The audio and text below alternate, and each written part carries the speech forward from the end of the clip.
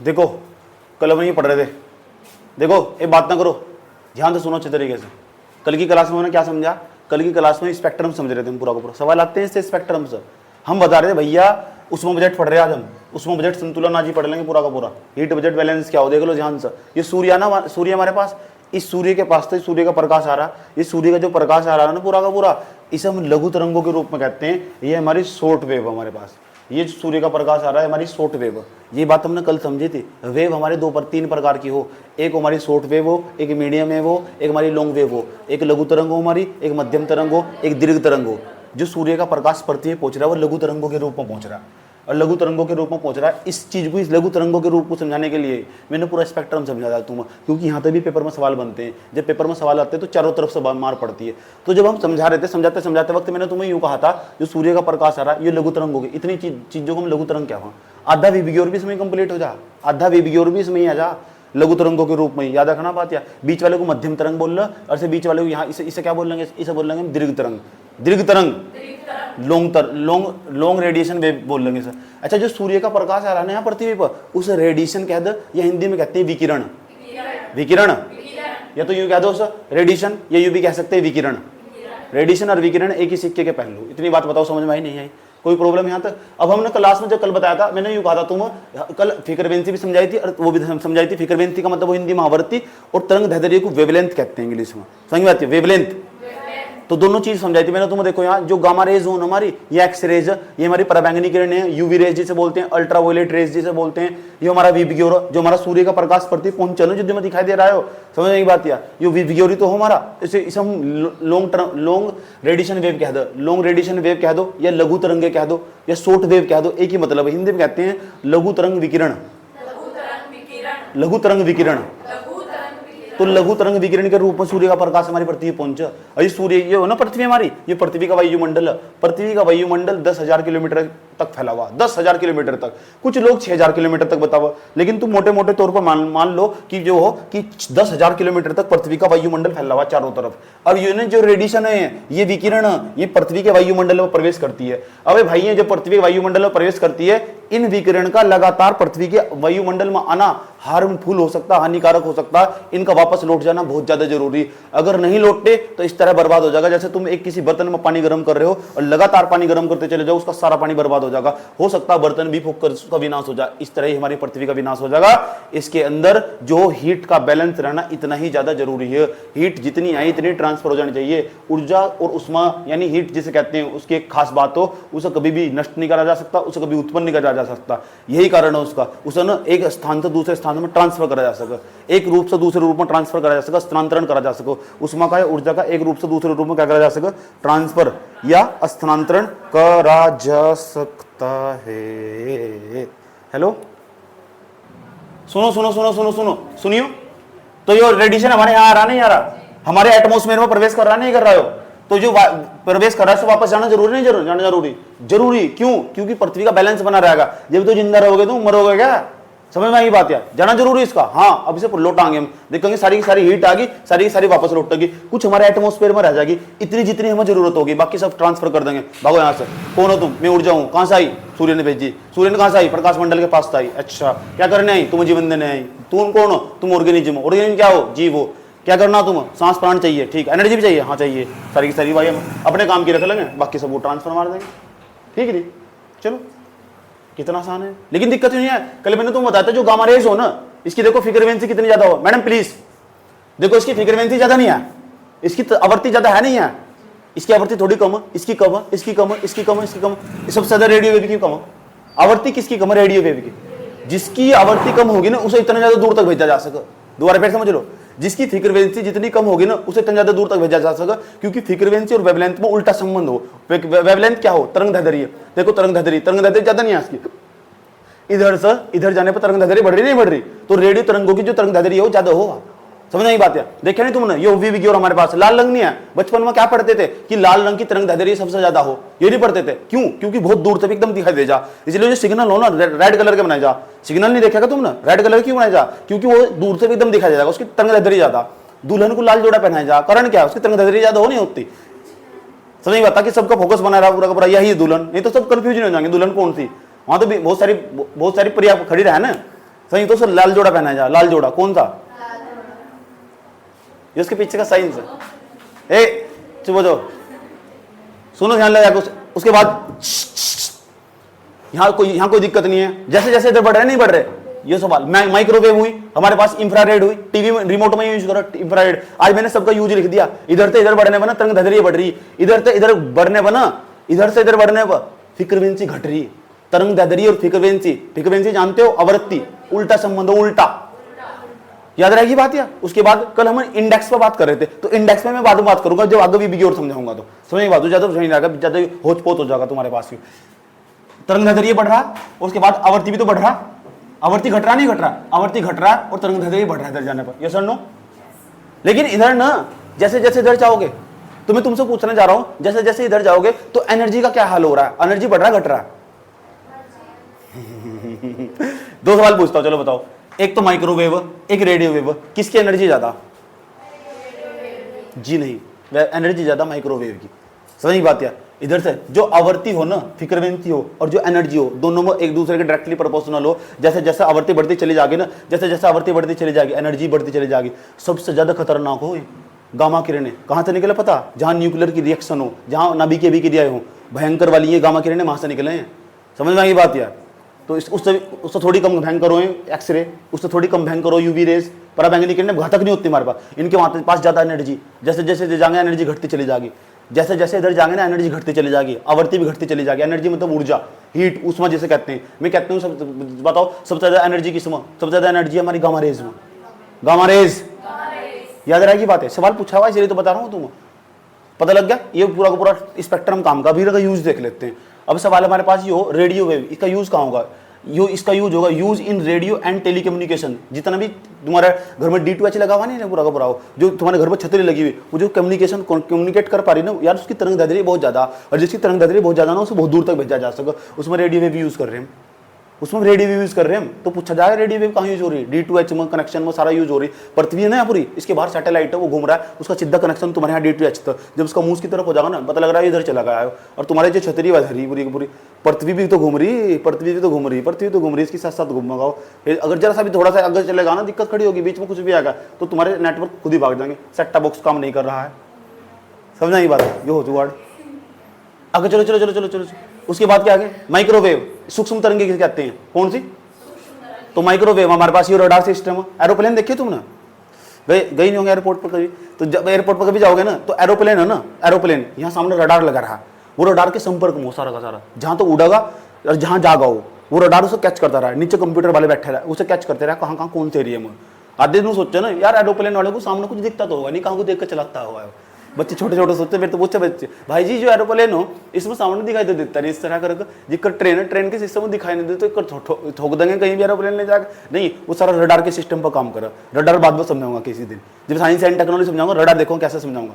तो उसमें जो यूज हो रही है ना, ये तरंगे यूज हो वहाँ कैच कर उनके बीच में कम्युनिकेशन करने में काम आवा। समझ नहीं बात है? उससे ज्यादा खतरनाक है रेडियो वेव। जो हमारे पास ये हो ना माइक्रोवेव, इस पर काम कर रहा पूरा का पूरा।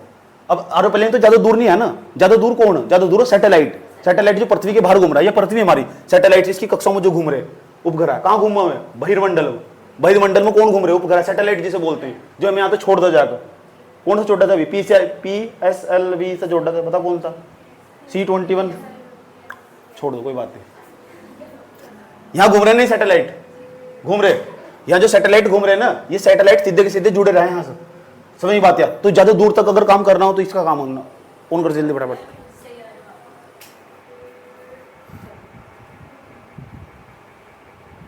अब देखो कितना सुंदर आऊंगा मैं, ऐसा हो या ना हो। बात बताओ समझ में आई नहीं?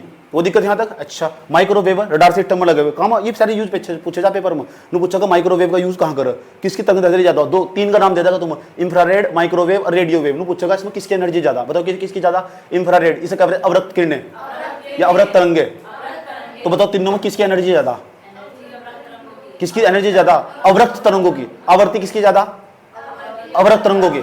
एनर्जी आवर्ती एक दूसरे के भाई भाई, एनर्जी जो आवर्ती है ना, फ्रीक्वेंसी एक दूसरे के भाई भाई। याद रहेगी बात है। माइक्रोवेव और रेडियो वेव में पूछे किसकी एनर्जी ज्यादा? इसकी एनर्जी ज्यादा, इसकी फ्रीक्वेंसी भी ज्यादा।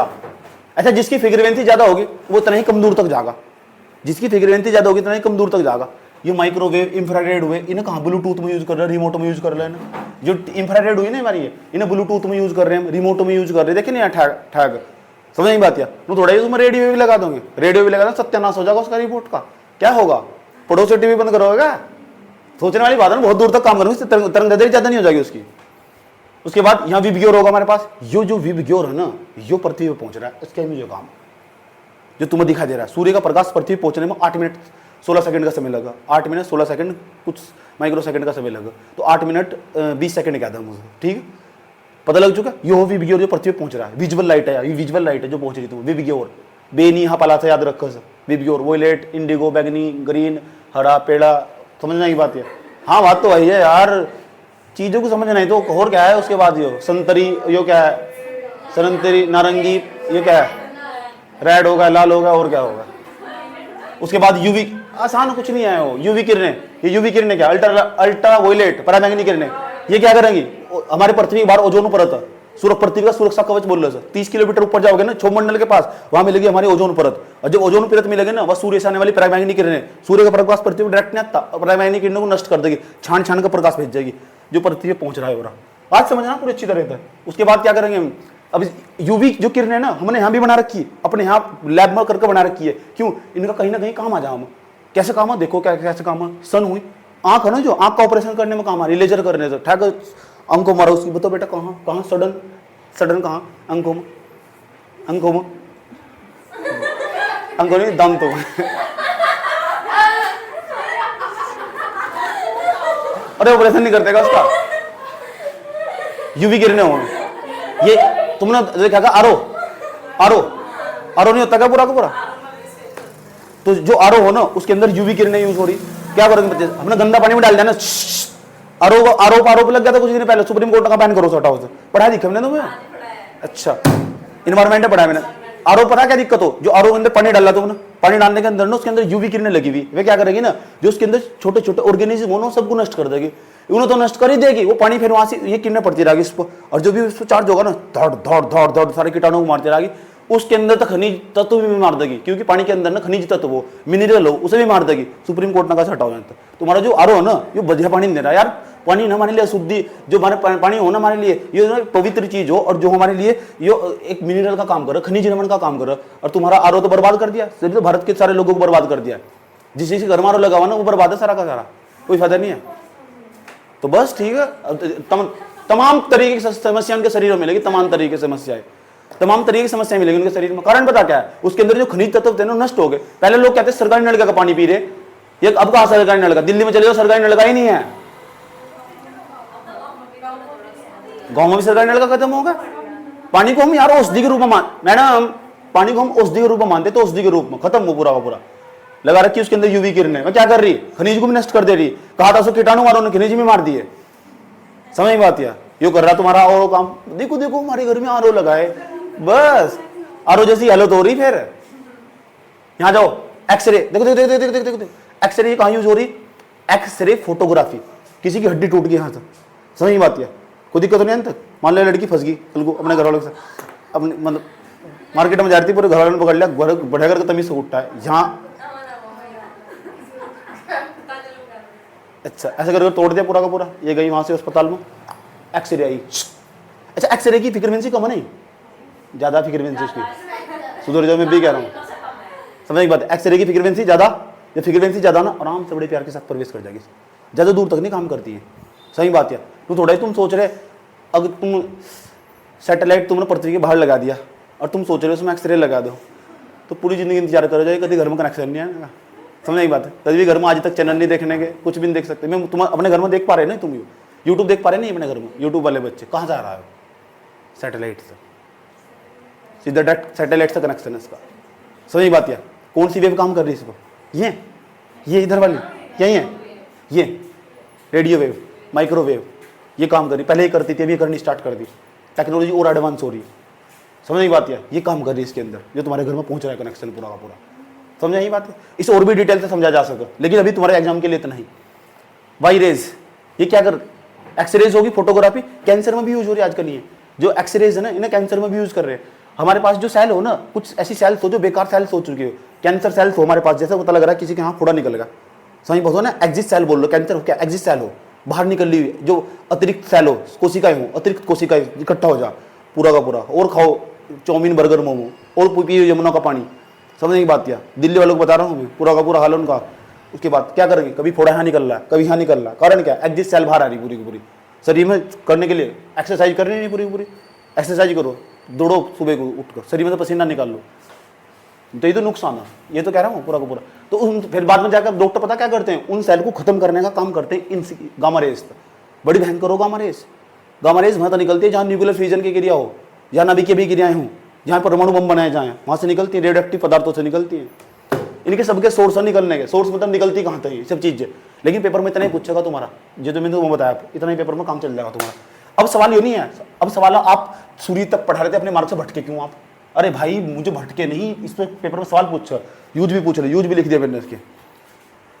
रात को 3 बजे उठ रहा था, 3 बजे उठ जाऊँ कभी कभी, वो चलो लिख ही दूँ। ये हमारे पास ये लघु तरंग, ये बीच में मध्यम तरंग, ये हमारे पास दिखाई दे रही है ना साइड में, कौन सी तरंग है ये, कौन दीर्घ तरंग हमारे पास ये। अच्छा अब ध्यान से सुनना मेरी बात, चलो बताओ, ये सूर्य का प्रकाश है, हाँ सर सूर्य का प्रकाश है, पृथ्वी पे आ रहा है, हाँ सर आ रहा है, पता कितनी इधर से आ रहा है, इतनी इधर से आ रहा है, ध्यान से सुनना चाहिए तरीके से। ये पूरा 1 सेंटीमीटर का एरिया, ये भी 1 सेंटीमीटर का एरिया, ये भी 1 सेंटीमीटर का एरिया, 1 सेंटीमीटर स्क्वायर का एरिया नहीं होगा, इसे कहेंगे 1 सेंटीमीटर स्क्वायर का एरिया, इसका क्षेत्रफल 1 सेंटीमीटर स्क्वायर। कोई भी पूरी पृथ्वी पर या पूरी पृथ्वी हमारे पास, उसका 1 सेंटीमीटर स्क्वायर का टुकड़ा लो, 1 सेंटीमीटर इतना सा बैठेगा, इतना सा, इतने बैठेगा पूरी पृथ्वी पर। कभी सूर्य का प्रकाश आया, सूर्य का प्रकाश आया, चलो करके 1 सेंटीमीटर स्क्वायर। पता क्या हो, जब सूर्य का प्रकाश, ये सूर्य है हमारे पास, सन, सूर्य का प्रकाश आया, कितनी एनर्जी आ रही है इसमें? कुछ लोग क्या 1.9 कैलोरी, 1.9 कैलोरी, पेपर में पूछा है 1.9 वाला, कभी कभी तो 2 कैलोरी भी कहता, 2 कैलोरी। कैलोरी क्या है, ऊर्जा का मात्रक, उष्मा का मात्रक। सुन लो, पूछूंगा मैं, देख लो, 1.9 कैलोरी प्रति सेंटीमीटर स्क्वायर प्रति मिनट है? क्या? अरे भाई सूर्य का प्रकाश जब पृथ्वी पर आ रहा है ना, इतनी सी जगह में 1 मिनट में वो 2 कैलोरी एनर्जी कंज्यूम कर लो। अब वो लगातार आता रहेगा तो इतने से एरिया का तो नाश हो जाएगा, इसलिए इसका वापस जाना बहुत जरूरी। इतनी एनर्जी, इस लड़की को 2 रोटी की आवश्यकता, और जिसे रोटी दे जा रहे 4 खा, 6 खा, 8 खा, हर 2-2 मिनट रोटी मिल रही है, 1 मिनट बाद रोटी मिल रही है, 1 मिनट बाद क्या होगा, 1 मिनट में 2 रोटी, अगली 1 मिनट में 2 रोटी, अगली 1 मिनट में मरेगी या जिंदी रहेगी? मर जाएगी, बिल्कुल ठीक है, तुम तो यही चाह रहे मर जाएगा। सुन लो ध्यान लगा कर, यहाँ देख लो, इसमें दिक्कत नहीं है। अच्छा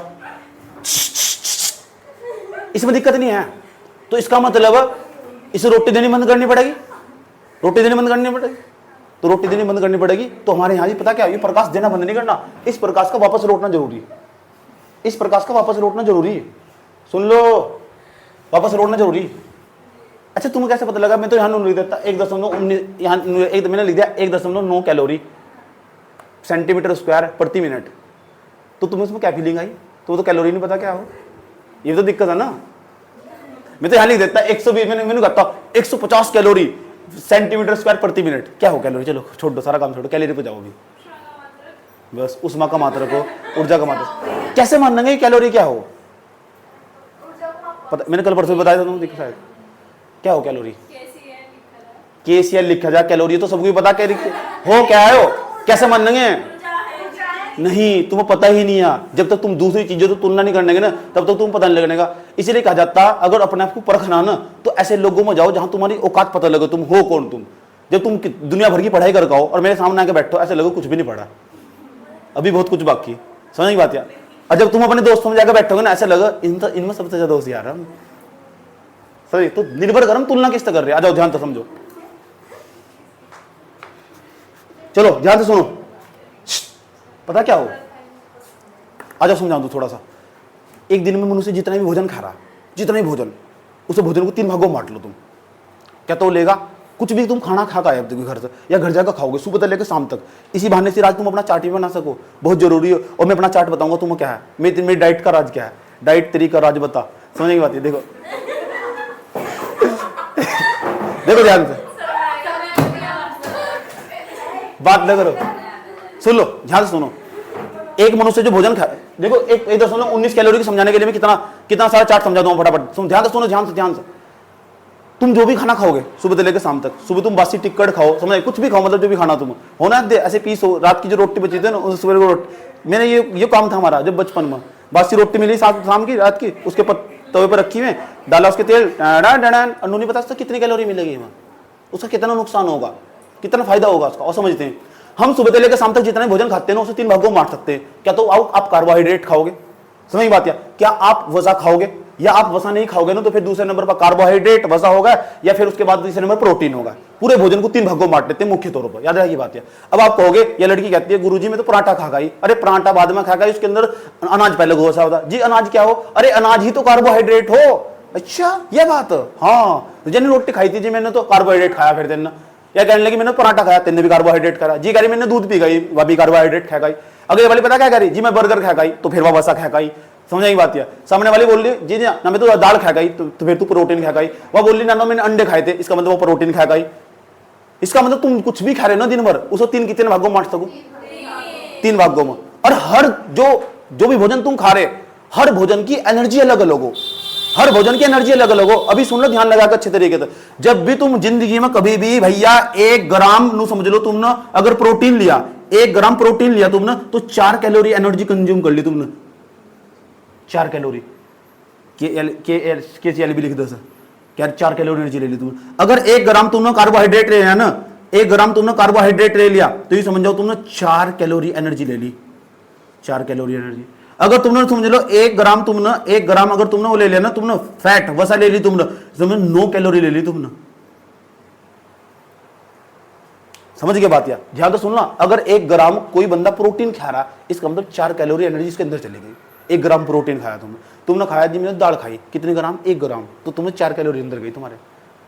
तुमने कहा जी मैंने तो 1 कटोरी खाई, तो 1 कटोरी खाने पर ना दाल जो 1 कटोरी लगभग दाल, तो सामान्य तौर पर निकाल रखा है ना पूरा का पूरा आंकड़ा, ऐसा मान लो कि 100 कैलोरी के आसपास एनर्जी चली जा। सुबह को तुम 1 रोटी खाओ ना, उसकी 100 कैलोरी एनर्जी मान ली जा, 1 रोटी की 100 कैलोरी एनर्जी, समझ में आया। 1 ग्राम कोई भी तुमने रोटी ली, 1 ग्राम ली तुमने, तो उसका मतलब पता है तुम्हें 4 कैलोरी एनर्जी अंदर चली गई तुम्हारे।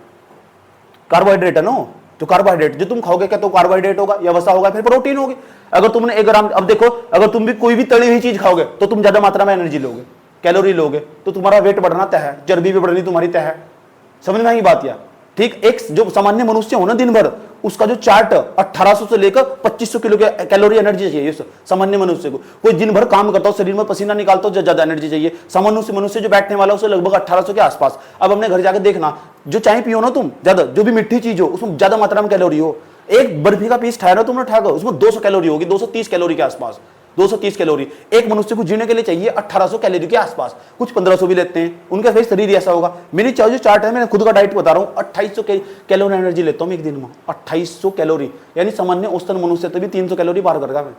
और मीठा में मुझे बहुत ज्यादा पसंद है, इसलिए मैं बहुत ज्यादा पॉजिटिव रहता हूँ, समझ बात है, याद रहेगी बात है। ध्यान से सुनो अच्छे तरीके से, इतनी बात बताओ समझ में नहीं कोई प्रॉब्लम। चलो मैं अपना छोटा चार्ट पढ़ा देता हूँ तुम्हें, कैसे कैसे खाना खाता हूँ। मैं सुबह को उठा, सबसे पहले हमारी माताएं हर दिन का बना नाश्ता खाना अलग अलग हो, कभी दलिया, कभी पराठे, कभी सुबह को चने आ जाएंगे, कभी सुबह कुछ अलग अलग। तो सुबह को लगभग 500 कैलोरी के आसपास कंज्यूम कर लो। जैसे चाय आई मेरे पास, तो चाय आई जैसे भी मेरे, तो चाय के अंदर मान लो 130 कैलोरी होगी, पक्की बात। और हमारे घर की जो चाय भी हो ना ऐसी हो, मतलब मैंने दुनिया में चाय बहुत पी, लेकिन जिनसे हमारे घर की चाय पी रही ना, समझ जाओ मेरी माँ से चाय नहीं मानती, पता किसरी जब तक उसके होटल में चिपक जा पूरी तरह, वो चाय नहीं है, उस चाय का कोई मतलब नहीं है, समझ में आते। उसके अंदर ज्यादा मात्रा में कैलोरी होगी, मजाक नहीं समझ लो यार। आज इसके चक्कर में मैंने पूरी फीलिंग दे रहा थी तुम, इस कैलोरी के चक्कर में। और अब तो तुम चार्ट बना सको घर जाकर, 130 कैलोरी मैंने वहीं ले ली। जैसा नमकीन ले हो ना, तला पदार्थ नहीं है, 250 कैलोरी के आसपास हो जा नमकीन में। इतनी सी नमकीन खाई, 100 ग्राम नमकीन, उसके अंदर 250 कैलोरी के आसपास चली जाएगी। उसके अंदर कोल्ड ड्रिंक होगी, कोल्ड ड्रिंक उसमें बहुत कैलोरी हो, ज्यादा मात्रा में। मोटा होना हो तो तेली पदार्थ खाने शुरू कर दो। देख लो 1 ग्राम अगर तुम फैट खाओगे, 9 कैलोरी एनर्जी आना चाहिए तुम्हारे अंदर। तेली पदार्थ जितने भी हो सके सारे के सारे। अगर किसी को अपना माइंड शरीर बहुत हेल्थी रखना, एक काम करो, जो तेली वाली पदार्थ वाली सब्जी उसके अंदर चिकनाई कम खानी स्टार्ट कर दो। ये तो लोग कहते हैं, क्यों? क्योंकि उसके अंदर कम मात्रा में एनर्जी होगी, समझ आई बात यार। चिकनाई वाले पदार्थ तुरंत बंद कर दो, तुरंत पतले हो लोगे। अपना डाइट चार्ट बनाओ ना पूरा का पूरा, तुमने लेनी नहीं थी एनर्जी। तुम 2500 की जरूरत क्या है? मैं तो रोज सुबह को 5 किलोमीटर दौड़ू, तो मुझे तो जरूरत है इतनी एनर्जी की, मैं यूज भी तो कर रहा हूँ एनर्जी। देखो तुम मेरी एक्सरसाइज करते फोटो नहीं देखते तुम मेरे ऊपर, कभी मैं उल्टा खड़ा जाऊं, कभी सीधा खड़ा जाऊं। तो फिटनेस नहीं देखी तुमने।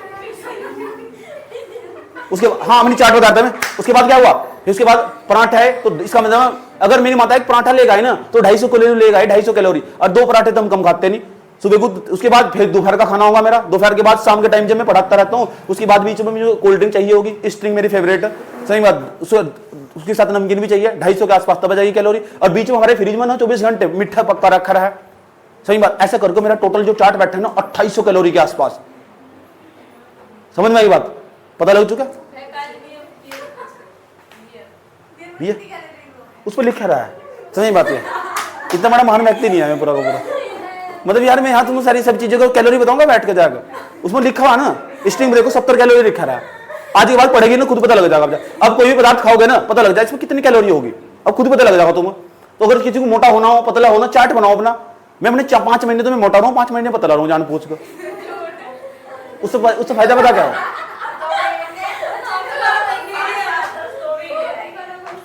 दो महीने कुछ नहीं करता, मैं घर में कह रहा हूँ।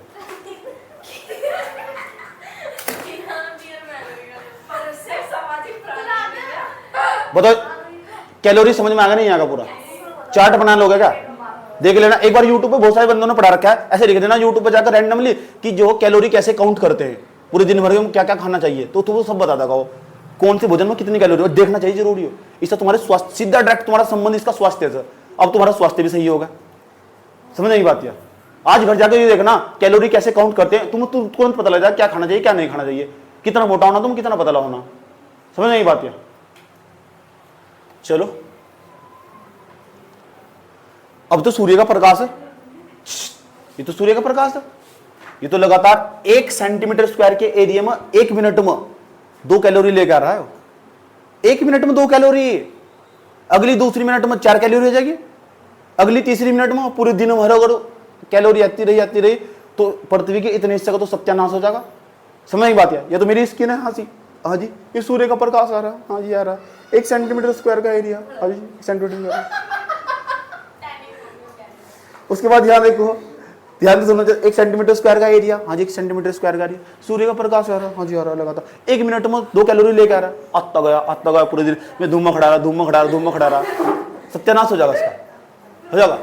वो तो भला हो पता किस चीज का, कि जो ना धीरे धीरे पे शाम ढलती चले जा, भगवान ने इस तरह का मैकेनिज्म बना रखा, शाम ढलती चली जा, ये उसमें वापस लौटने स्टार्ट हो जा, ये हीट वापस लौटने स्टार्ट हो जा।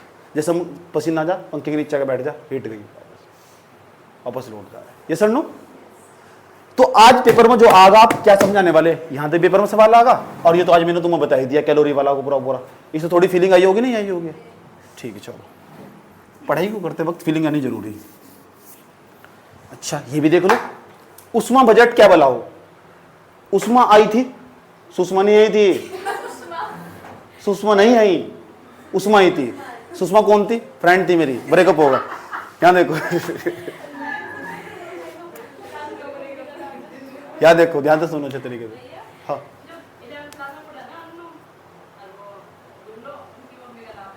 सुषमा वीडियो ने भेज देना, बर्बाद हो जाओगे नहीं तो।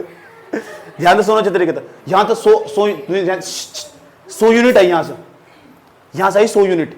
अब अपनी बात को समझते रहना कि जो उष्मा आई ना टोटल, उसे कितनी सारी उष्मा आ रही होगी सूर्य के पास तक, पृथ्वी के वायुमंडल में, पृथ्वी ने इसका एटमॉस्फेयर में कितनी सारी उष्मा आ रही होगी, 100 यूनिट के आसपास आ रही होगी। इस 100 यूनिट कुछ लोग इसे समझाने के लिए 100 यूनिट इस्तेमाल कर, 100 इकाई क्या है, या कुछ लोग 100% एनर्जी आ रही, जितनी भी आ रही है 100% आ रही। ठीक, 100% कहो, 100 यूनिट कहो, 100 इकाई कहो, एक ही मतलब। तो मैं अपनी भाषा में 100 यूनिट कहता हूँ। ठीक, अब देखते हैं कितनी आती है, कितनी टकरा कर वापस आती है।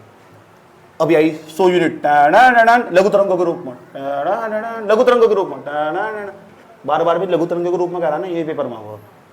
ठीक, मैं माथा नहीं खराब करता अपना, उसी चीज पर बार बोल लूँ मैं जो पेपर में हुआ।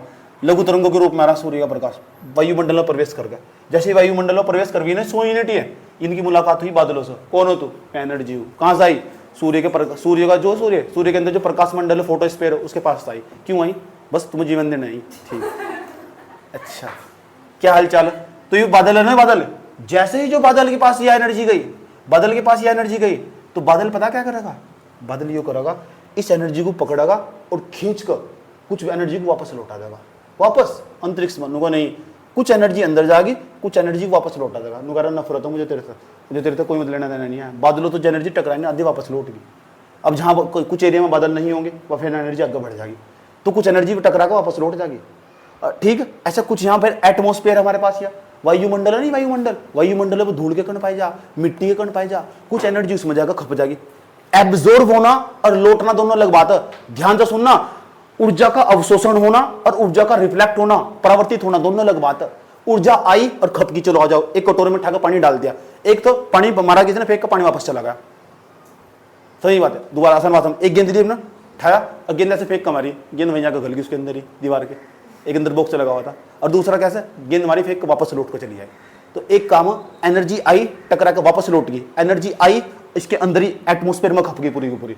तो दोनों अलग बात। पेपर में सवाल क्या पूछा है, सवाल ने पूछा हुआ जब सूर्य का प्रकाश लघु तरंगों के रूप में पृथ्वी के वातावरण में प्रवेश करता, भाषा सुन लो, जब सूर्य का प्रकाश पृथ्वी के वातावरण में प्रवेश करता, हाँ प्रवेश कर चुका, तो जो हो एटमोस्फेयर, एटीएम एटमोस्फेयर, उसके द्वारा कितनी ऊर्जा, कितनी यूनिट ऊर्जा अवशोषित कर ली जा। ऑप्शन में होगा 14%, ये 14 इकाई होगा, टिक मार दियो, 14% एनर्जी एब्जॉर्ब कर ली जा, एब्जॉर्ब अवशोषित कर ली जा। याद रहेगी बात है, पता लो, कोई दिक्कत नहीं आती, सीधा डायरेक्ट सवाल है।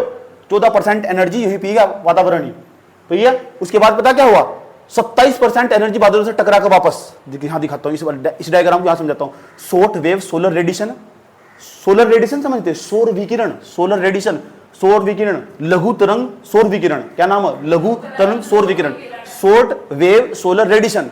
क्या हुआ, ये बादल नहीं आए, 100% एनर्जी आई थी, 27% वापस लौटा दी, वापस लौटा, बादलों के अंदर नहीं गई, बादलों टकरा कर वापस सीधा। अच्छा ये बात, हाँ अच्छा सर, हाँ जरा इसमें रास्ते में धूल मिट्टी कण मिलेंगे, हाँ मिलेंगे। 14% एनर्जी उसी के पास चली जाएगी, 14% एनर्जी उसी के पास चली जाएगी। 14% क्या दो, 14 यूनिट क्या दो एटमोस्फेयर पर, लेकिन यह लौटने मैंने की नहीं, या उसके अंदर खप जाएगी। तो मैंने कहा अवशोषण होना अलग बात है और एनर्जी का वापस लौटना अलग बात है, क्योंकि पेपर में पता क्या सवाल पूछो, जब लघु तरंग, जो लघु तरंग विकिरण, लघु तरंग सौर विकिरण ये पृथ्वी के वातावरण में प्रवेश करती है, तो कितने इकाई उष्मा वायुमंडल के द्वारा अवशोषित कर ली जाती है। आंसर 14% या 14 यूनिट, सीधा टिक मारो आगे बढ़ जाओ, सीधा डायरेक्ट क्वेश्चन, याद रहेगी बात है, ये पहला सवाल होगा। दूसरा, ऐसी कितनी परसेंट एनर्जी जो बादलों से टकरा कर वापस लौटती है, उसका नाम है वह कितनी, 27%, 27 यूनिट, 27% को, 27 यूनिट को, 27 इकाई को, 27 इकाई को, 27 यूनिट को, 27% क्या दो, याद रहेगी बात है। दोनों सवाल बताओ, समझ में आए नहीं आई, कोई प्रॉब्लम यहाँ तक। अच्छा सर, हाँ सब इसके अंदर जो पृथ्वी पर डायरेक्ट पहुंच भी जाएगी, कुछ एनर्जी, कुछ ऐसी 2% आई और टकरा कर वापस लौट गई। एक तो 27, एक कितनी थी हमारे पास, 6 जो लौट गई, जो लौट जा रही, 6% धूल मिट्टी के कणों से टकरा कर वापस लौट गई, 14% तो अंदर खप गई, तो धूल मिट्टी का कणों से टकरा कुछ वापस भी लौट जा, तो जो लौट गई उसकी उसे काउंट करते हैं, बताओ 6%, 27% और 2% जो लौट गई। ये सवाल पूछा जाएगा जब लघु तरंग विकिरण जब वे पृथ्वी के वातावरण में प्रवेश करती है, तो प्रवेश करने के बाद कितनी एनर्जी लौट जाती है, अब काउंट करते हैं। 27 तो यहां तो लौट गई थी, 6% यहां से लौट गई, 27 और 6 कितना होगा, 33, और 2% यहां तो लौट गई, कितना होगा, यही तो चाह रहा था मैं तुम्हें, ये तो पेपर में सवाल पूछा हुआ। बताओ जब लघु तरंग सौर विकिरण, लघु तरंग सौर विकिरण पृथ्वी के वातावरण में प्रवेश करती है, हाँ प्रवेश करेगी, तो बताओ फिर मुझे कितनी परसेंट एनर्जी रिफ्लेक्ट होगी, वापस लौट की सीधी 35 यूनिट। 35 वाला भी पेपर में सवाल है, 14 वाला भी पेपर में सवाल है, बादलों वाला भी पेपर में सवाल है, याद रहेगी बात या ठीक।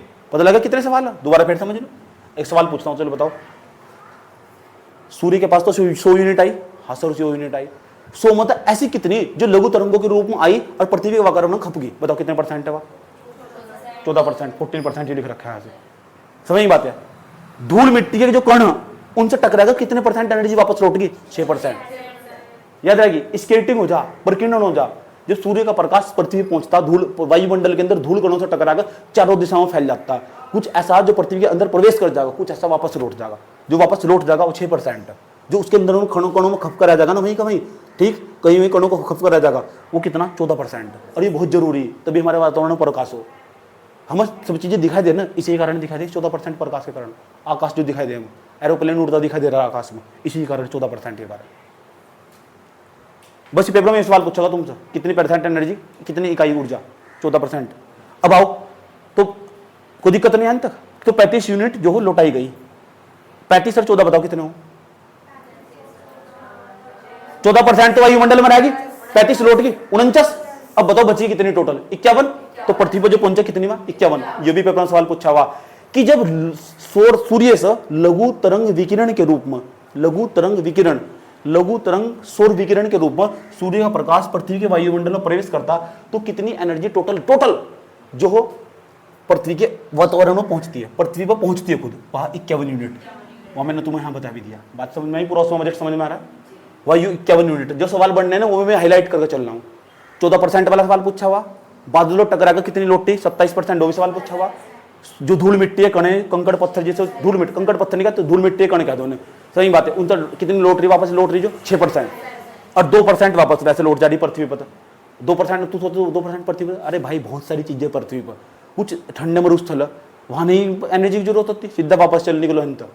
2% वैसे भी चले जा, इतनी बड़ी पृथ्वी हमारी। इतनी बात बताओ समझ में नहीं है?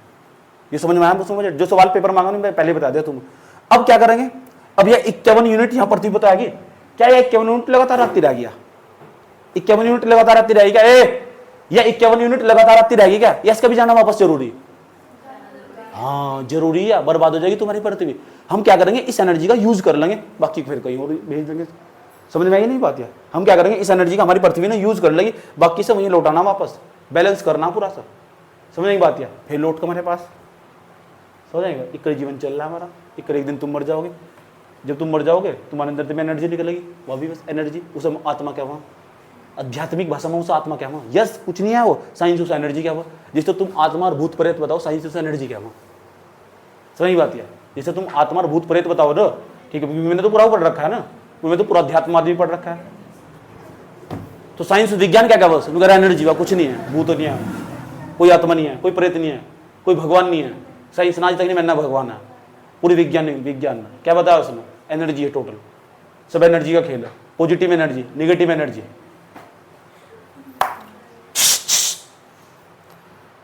यहां तक हो गया? अच्छा, वापस लौटनी है। जब पेपर सुन लो, जब सूर्य का प्रकाश पृथ्वी पहुंचा तो लघु तरंगों के रूप में आया, जब वापस लौट रहा है ना वो दीर्घ तरंगों के रूप में होगा। और दीर्घ तरंगे यहाँ हो, infrared, microwave, radio wave. Infrared, microwave, radio wave, याद रखिए। अब सूर्य का प्रकाश पृथ्वी पर जा रहा है दीर्घ विकिरण के रूप में, पार्थिव विकिरण भी कह सकते हो, टेरेस्ट्रियल वेव्स जिसे बोलते हैं, टेरेस्ट्रियल वेव इसे बोलते हैं, पार्थिव विकिरण या स्थल विकिरण। स्थल विकिरण को पार्थिव विकिरण को, लॉन्ग टर्म विकिरण क्या हो, लॉन्ग टर्म वेव विकिरण जिसे बोलते हैं। समझ में आएगी? रेडिएशन क्या होगा? ऐसी long radiation, long solar radiation, कितने सारे नाम है इसके, बस एक बार समझ लो। इतने सारे नाम इसलिए यूज करता हूँ, कोई सा भी पेपर मांगा है मतलब। समझ में आएगी बात? ये चलो यहाँ तक होगा, दिक्कत इसमें नहीं है। अब ये जो 51 यूनिट आई थी ना, इसका हमें यूज करना है, इसे भेजो। अब देखेंगे जब ये एनर्जी जारी होगी वापस अब जा, तो फिर भी तो वायुमंडल में तो हो जाएगी, तो वायुमंडल में धूल मिट्टी कण नहीं मिलेंगे सर। तो 51 में तो कुछ ऐसी जो वायुमंडल फिर सोख लगा, क्योंकि मत जा वहां से, थोड़ा सी ही रह जा। समझने का? धूल मिट्टी कण मिलेंगे ना रास्ते में, पृथ्वी नहीं या पृथ्वी हमारी है, इसके बाद धूल मिट्टी कण मिलेंगे यहाँ। तो सब कौन कौन रोकेगा? धूल मिट्टी कण रोक लेंगे रास्ते में जाते हुए। सही बात है। तो धूल मिट्टी कण बादल भी रोक सको। चलो देखते हैं क्या होगा। यहाँ जाओ साइड में, यह 51 यूनिट थी, यह 51 यूनिट मतलब 23 यूनिट ऐसी जो 6% है ना, 6 यूनिट के आसपास, वह तो वायुमंडल के द्वारा सोख ली गई और 17% वहां से लौटा दी गई। वायुमंडल ने कितने परसेंट सोख ली? 6%। अब जा रही है, जब मैंने कहा पृथ्वी से टकराने के बावजूद दीर्घ तरंगों के रूप में ऊपर जा रही है, तो पेपर में सवाल पूछेगा, बताओ कि जो ये धूल मिट्टी का ना टकराने के बाद 17 यूनिट तो ऊपर पहुंच गई। टोटल 17 यूनिट कितने? 23 मतलब टोटल कितनी है? 23। 51 है टोटल, 51 मतलब 23 तो चली गई यहाँ से, और 23 मतलब कहाँ गई? 6 तो चली गई वायुमंडल के पास, 17 चली गई अंतरिक्ष में। वायुमंडल भी पार करके हमारा 10,000 किलोमीटर का एरिया भी पार करके चली गई। उसके बाद आ जाओ यहाँ, एक हो संवहन, कन्वेंशन, इसे हम समझने की कोशिश करेंगे कन्वेंशन क्या हो। ठीक, तो जो 9% वह भी वायुमंडल में ही खप चुकी, बाहर नहीं गई वातावरण में ना, यह भी वायुमंडल में रहेगी। 9 और 6 कितनी होगी? 15 वायुमंडल में। देख लो अब यह जो 51 यूनिट पृथ्वी पर आई थी ना, 51 यूनिट मतलब जो अब देखना तो कितनी वायुमंडल में रह जाएगी।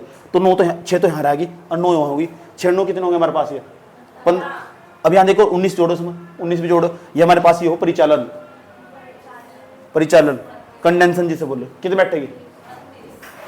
29 और 9 और 9 18 यानी 29 कहाँ ज्यादा हो जाएगा यार? 18 28 28 और 6 34 34 बैठेगा। ये सब मेरे को सवाल पूछा हुआ कि जब सूर्य से आने वाली किरणें हो, रेडिएशन हो, समझ बात है, जब पृथ्वी के वातावरण में जब 51 यूनिट वापस लौट रही थी, उसमें तो कितने परसेंट है जो वायुमंडल में खप गई थी? तो आंसर है 34% या 34 यूनिट जिसे कह सकते हैं। कितने यूनिट है? 34। देख 6 जोड़ा, 9 जोड़ा और 19 जोड़ा। तो एक कुछ खास फैक्ट वहाँ लाइन में लिख देना जो मैंने तुम्हें अलग से बताई है नोट्स में। समझ नहीं बात? या इससे क्या हो, तुरंत देख के आता है, बार बार जोड़ना नहीं पड़ेगा तुम, तो सीधा लिख दो ना सर कि कितने परसेंट। ये लॉन्ग टर्म रेडिएशन है, ये लॉन्ग वेव अर्थ रेडिएशन जिसे बोलते हैं, लॉन्ग वेव अर्थ रेडिएशन है। अर्थ रेडिएशन क्यों कह रहे? टकराई थी पृथ्वी से और वापस लौट रही है, ऐसी रेडिएशन है। और जब ये लौट रही तो वायुमंडल में कितनी खप जा रही है? तो वायुमंडल में जो टोटल खप जा रही है ना, वह कितनी? 34%। वह वापस नहीं गई अंतरिक्ष में। अब नु पूछेगा जो लॉन्ग टर्म रेडिएशन है वायुमंडल के बाहर अंतरिक्ष में कितनी गई? ऊपर जोड़ दें, ये कितनी? 17। और देखो यहाँ 17 ही तो गई, और है कुछ नहीं। याद रहेगी बात, 17 के आसपास चली गई वायुमंडल में। ऐसा करो, इतनी बात बताओ, समझ में आई नहीं आई?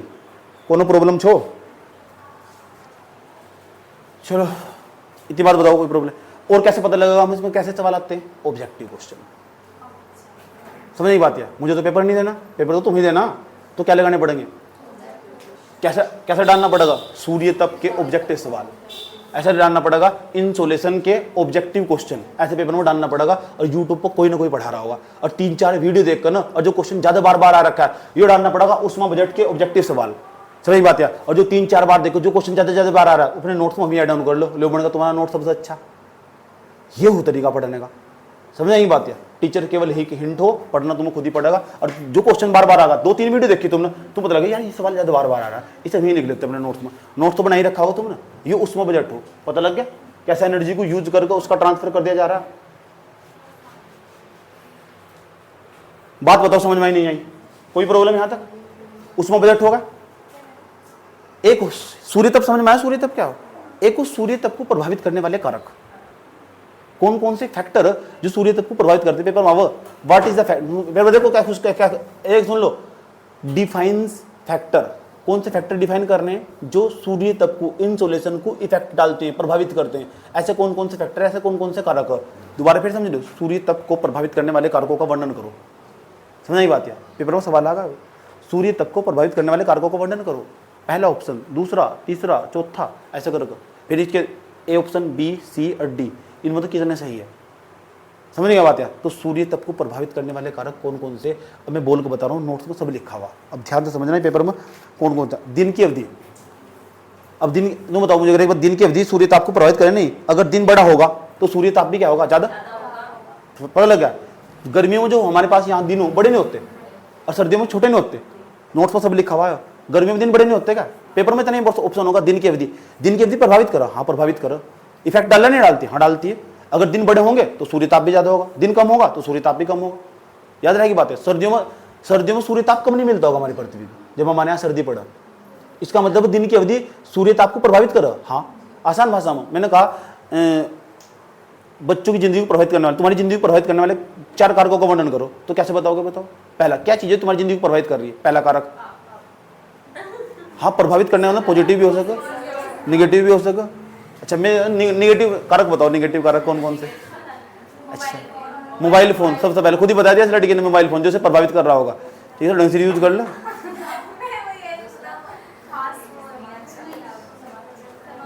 दूसरा, समाज सोसाइटी के लोग जो तुम्हें बार बार टोकते रहते हो, या करेगी नौकरी, ये करेंगे नौकरी, तो कितने कारक हो गए? 2। तीसरा, पढ़ाई ना करना। अगर पढ़ाई नहीं करोगे खुद ही डिमोटिवेशन आ जाएगा, खुद ही ऑटोमेटिक उससे घिरे रहोगे, सोचते रहोगे, इसमें एक जंजाल है पूरा का पूरा। अच्छे लोगों का संपर्क में ना होना, ये बहुत इंपॉर्टेंट बात है। बिना जतन के मिलता नहीं वो प्यारा महबूब। क्या कह गए कबीरदास? बिना जतन के मिलता नहीं वो प्यारा महबूब। ठीक, और बिना गुरु की कृपा के रास्ता लागे अति दूर। ऐसा करके लिखा उन्होंने कबीरदास ने। भाई ये तो अच्छे लोगों का संपर्क बनाना बहुत जरूरी है भाई। उसके बाद कबीर तो कबीर, हिंदी साहित्य पढ़ते वक्त ना कबीर का जो योगदान है ना भुलाया नहीं जा सकता। कबीर को पढ़ दोगे ना तुम, दुनियादारी तो मोही छोड़ दोगे, तुम किसी चीज का मोही रहने का। कबीर ऐसा चीज है, पढ़ो यार कबीर को, ध्यान लगा दो। और बताओ, सूर्य की किरणों का झुकाव, अगर सूर्य की किरणें पर्याप्त मात्रा में नहीं पहुंच पा रही, सूर्य की किरणें, जैसे उन्होंने देखा ध्रुव, ये पृथ्वी, ये हमारी पृथ्वी, हाँ सर पृथ्वी, सूर्य का प्रकाश ध्रुवों पर, जो पृथ्वी ना उसके ऊपर ध्रुवों पर, वहां पहुंच नहीं पाता बिल्कुल भी। वहां 24 घंटे दिन रात, वहां 24 घंटे तक रात हो जा, दिन निकलता ही, सूर्य निकलता ही नहीं वहां से, तो सूर्य का ताप वहां कम नहीं होगा। अच्छा एक सवाल बार बार पूछा जा, सूर्य का ताप सबसे ज्यादा पूरी पृथ्वी पर कहां पहुंचा? नहीं, यही तो दिक्कत है। पहला ऑप्शन है विषुवत रेखा पर, विषुवत रेखा भूमध्य रेखा पर, विषुवत रेखा जानते हो ना, विषुवत रेखा पर। दूसरा कर्क रेखा पर होगा, और तीसरा पूछ रखा है मकर रेखा पर, ऐसा करके पूछ रखा है। एक ऑप्शन में लिख रखा है उपोष्ण कटिबंधीय क्षेत्र में 30 से लेकर 50 के बीच में, 30 डिग्री अक्षांश से लेकर ना 50 डिग्री अक्षांश के बीच में उपोष्ण कटिबंधीय क्षेत्र। जब ऑब्जेक्टिव क्वेश्चन लगाओगे ना तब पता लग जाएगा तुम्हें, समझ नहीं बात है। तो सूर्य का प्रकाश उपोष्ण कटिबंधीय क्षेत्र में ज्यादा पहुंचा, 30 डिग्री अक्षांश से लेकर 50 डिग्री अक्षांश के बीच में सूर्य का प्रकाश सबसे ज्यादा मात्रा में पहुंचा। समझ नहीं बात है, ऑब्जेक्टिव क्वेश्चन लगा खुद पता लग जाएगा तुम्हें, पता लग गया, ये लिख लेना जरूर, मैंने तुम्हें बताया सूर्य का प्रकाश सबसे ज्यादा मात्रा में कहां पहुंचा। सारा खेल ऑब्जेक्टिव क्वेश्चन होगा। अगर तुम्हें कंपटीशन निकालना ना ऑब्जेक्टिव क्वेश्चन, नॉलेज लेनी ना, बुक पढ़ो सीधा जाएगा। अब मुझे नहीं लगता तुम्हें कोई नॉलेज लेने वाला होगा, क्योंकि हमने ले ली नॉलेज बहुत है वही। एक सब्जेक्ट मैंने यार इतनी किताबें पढ़ी, बहुत किताबें पढ़ी, बहुत पढ़ते ही रह गए यार। और आज की जनरेशन को देखो ना, मैं सब PDF फोन, ठीक है भी ठीक। जब तक हम पढ़ाई कर रहे थे ना 2014-15 के बाद जब फोन यूज हुए, उससे पहले ही पढ़ लेते मैंने सभी, जब इंडिया का पेपर दिया था। अब सोच लो क्या जमाना रहा होगा, किताब से किस तरह पढ़ना पड़ता होगा।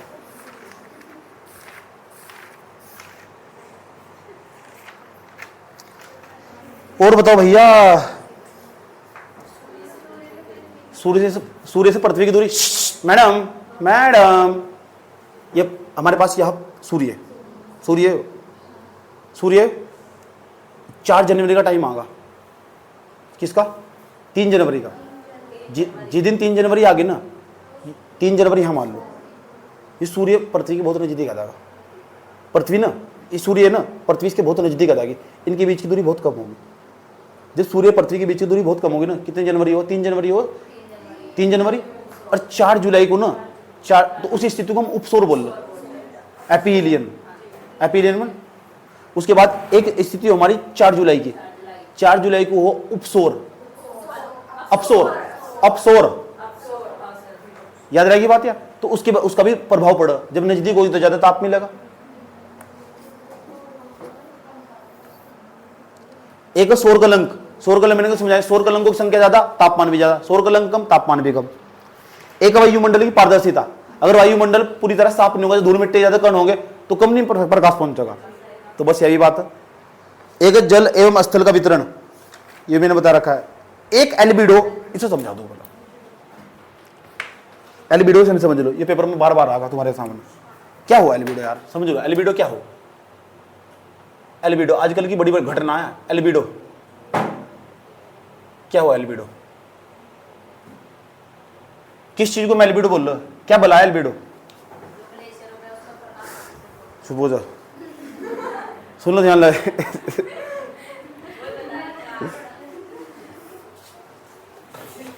इसे हटा दे रहे हैं, उतारे नहीं जाओ, कोई बात नहीं, वीडियो से लिख लियो।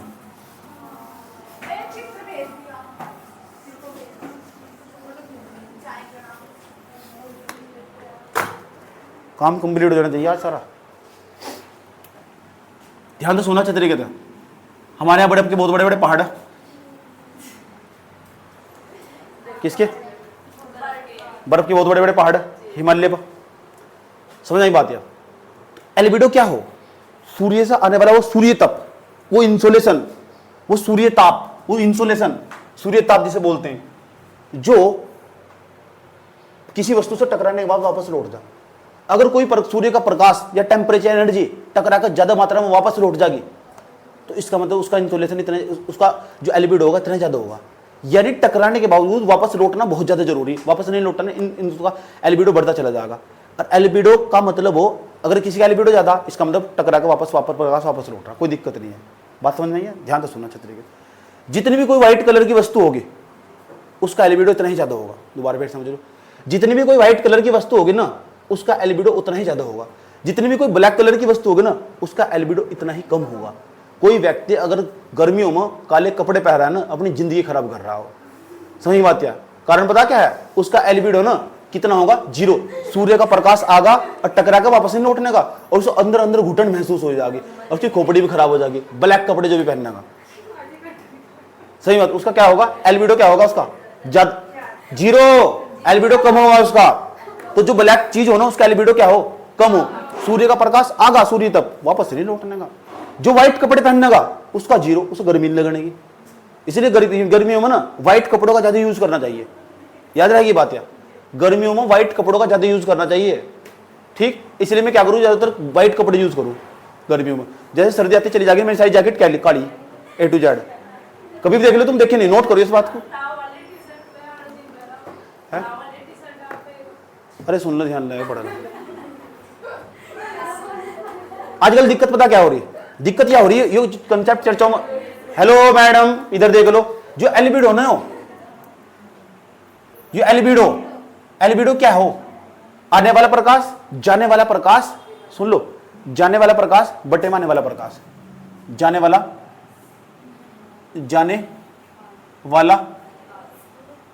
ताप कह दो, बटे में आने वाला है क्या जाने नहीं राज है। जाने वाला ताप बटे में आने वाला ताप। अगर जाने वाला ताप ज्यादा होगा तो एल्बिडो भी ज्यादा होगा, अगर जाने वाला ताप कम होगा तो एल्बिडो भी तो कम होगा। अब जो ब्लैक वस्तु हो, उसका जाने वाला ताप कम हो ज्यादा हो? जाने वाला ताप कम हो ज्यादा हो, तो उनका एल्बिडो भी क्या होगा? 0 ही हो उसका एल्बिडो। ब्लैक वस्तु का एल्बिडो 0। सूर्य का प्रकाश आ जाना के बार हिम्मत नहीं कोई निकाल। इसलिए जो हो ना, गर्मियों में जो पता लग रहा है, ये लड़की हाँ इन्होंने रेड ब्लैक कलर का सूट लेने चले गए, गर्मी हो रही, जून का महीना बिल्कुल, मैं तो उड़ाई 400 से। काले कपड़े भी गर्मियों में आके सस्ते हो जा। समझ में आती है? ऑटोमेटिक उन्हें भी पता दुकानदार को, जिस शहर में ना शहर में उनकी डिमांड कम हो जा, ठीक है, लेकिन गांव के लोग तो गधे हो, जब तक तो शोरूम में घुसते नहीं, देखो ब्लैक काला काला कहे गुजरी, और काला काला सूट वाला भी गधे हो। उन्हें पता है सारे के सारे, उन्हें पता नहीं कौन बतावा एल्बिडो उसका 0 हो। याद रहेगी बात है? तो जाने वाला था। अब पता क्या हो एल्बिडो ना, अब दिक्कत आजकल क्या था, क्या आ रही, ये हमारे पास बर्फ के पहाड़ है, इन बर्फ के पहाड़ पर ना जो यार ये जो कलिक हो ना, कलिक पता क्या हो, जो थर्मल पावर प्लांट है हमारे यहाँ से, जो हमारे पास यहाँ से सिलीगुड़ी का हुआ, हमारे पास यहाँ NTPC जो थर्मल पावर प्लांट है, जहाँ कोयला जला के बिजली बनाई जा, तो वहां से राख निकला, और वह राख ने समस्या यहाँ खड़ी कर दी। हमारे यहाँ हिमालय पर बड़े बड़े ग्लेशियर पर जाकर यहाँ वह राख यहाँ फैल चुकी। अब क्या होगा? राख काली है, ग्लेशियर भी कैसे होंगे? काले हो गए। सूर्य का प्रकाश आ रहा है, प्रकाश जब व्हाइट था तो टकरा का सारा वापस लौट जाता, ग्लेशियर पिघलता नहीं। अब दिक्कत क्या खड़ी होगी? ग्लेशियर होगा काला, सारा सूर्य का प्रकाश आ रहा है, और जब सूर्य का प्रकाश आ रहा है सारा अंदर जाएगा, उस चीज को गर्म कर देगा, पूरा ग्लेशियर पिघलेगा तो नदियों में पानी जाएगा, पानी वाष्पन को ऊपर उड़ेगा, कहीं भी बादल फट जाएंगे, हिमाचल प्रदेश उत्तराखंड और केरल का नाश होगा। यही कारण सरकार के सामने बहुत बड़ी समस्या है। इसी सरकार ने पता क्या कहा, जो कह रहे तमीज से काम कर लो, इस राख को लेकर होश में होगा। नहीं बात, सरकार ने कहा इस तमीज थर्मल पावर प्लांट को दिल्ली में भी लगे वैसे, ठीक है, जो दिल्ली का NCR वाला एरिया, उस पूरे एरिया में जो हो जितने भी थर्मल पावर प्लांट लगे हुए ना यहाँ से आसपास के एरिया में, सबको कहा होश में को काम कर लो। ये जो कली का बाहर नहीं करनी चाहिए, अरे नुकसान पहुंचा रही। हमारे यहाँ तो बहुत बड़े बड़े ग्लेशियर, पूरी दुनिया में हमारे सबसे बड़े ग्लेशियर हमारे यहीं से। सही बात यह विस्पर हुआ, सियाचिन हुआ, जोरो हुआ, ये सब ग्लेशियर के नाम है। विस्पर जी उसके सियाचिन के पास, ये ग्लेशियर काले होते चले जा रहे हैं, और इनका पता है जो काले होते चले जा रहे हैं, तो इनका एल्बिडो कितना हो जाएगा? 0। अगर एल्बिडो इनका 0 होगा तो क्या होगा? नुकसान हो जाएगा। क्यों? सूर्य का जो ताप हो जाएगा ना, वो वापस ही नहीं लौटने का, और वापस ही नहीं लौटने का तो ये समझ जाओ ग्लेशियर क्या हो जाएगा? पिघल जाएगा। अगर ग्लेशियर पिघलेगा, उसके बाद की तबाही तुम सारी जानती हो, नदियों का जलस्तर, समुद्र का जलस्तर, जाने वाले जीवों को पानी वाष्पन को प्रोड़ना, बादल फटना, ये सारी घटनाएं घटेगी। आजकल यही तो हो रहा है। तो हम ये देखेंगे आजकल कि कैसे एल्बिडो को कम करा जाए। सही बात, एल्बिडो ना जो, उस एल्बिडो को कैसे बढ़ाया जाए। एल्बिडो सूर्य का प्रकाश वापस लौटना चाहिए, इसे कली को कैसे साफ करा जाए। अब तक किसी के पास कोई ऑप्शन नहीं है, ना किसी ने कुछ भी खोज जाए। तुम्हारे पास एक बढ़िया मौका है, कुछ करने का होमवर्क है तुम्हारा, ठीक है। अब तक साइंटिस्ट भी नहीं पता लगा पाई इसके पर कली को कैसे साफ करा जाए। अब नहीं है कि काजल उठा कर भेजा जा, बेटा पोछा मार का वहां से जाकर ग्लेशियर पर राख साफ कर दे वहां से, ऐसा कुछ नहीं होने का बिल्कुल भी। इतनी बात बताओ, समझ में नहीं आई? तो एल्बिडो मतलब जानते हो, ठीक? किसी ने व्हाइट कपड़े पहन रखे हैं ना, इसका एल्बिडो ज्यादा। इसका एल्बिडो क्या है? किसी ने ब्लैक कपड़े पहन रखे हैं ना, इसका एल्बिडो 0, या मरेगी गर्मी में घुट कर। अच्छा बताओ, तो सर्दियों में तो ब्लैक कपड़े पहनने चाहिए फिर, है नहीं? तो सर्दियों में जितने भी कपड़े खरीदो ब्लैक कपड़े खरीदना, गर्मियों में जितने कपड़े खरीदो ज्यादातर व्हाइट कलर वाले कपड़े खरीदना, ठीक? बस तुम्हें तो उसके अंदर भी वैरायटी चाहिए।